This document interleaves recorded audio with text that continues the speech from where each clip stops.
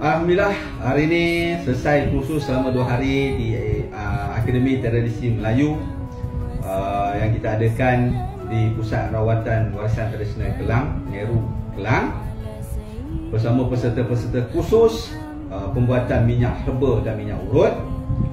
Jadi kepada semua-semua di luar sana yang berminat untuk mempelajari ilmu urutan, ilmu bekam, ilmu perubatan tradisional dan ilmu perubatan Islam, boleh mengikuti Facebook Pondok Darul Kifalah, Facebook Tibul Mujarobat, Facebook Perawat Islam, Facebook Warisan Tradisional Kelang, dan juga laman web Pondok Darul Kifalah, laman web Perawat Melayu Islam, serta TikTok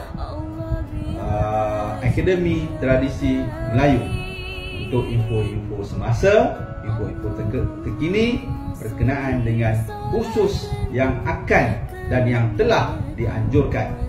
InsyaAllah kami daripada Akademi Tradisi Melayu berbesar hati dan sangat-sangat mengalukan penyertaan daripada semua lapisan masyarakat, terutama perawat, untuk menambah ilmu pengetahuan dan mewarisi ilmu tradisi Melayu. InsyaAllah.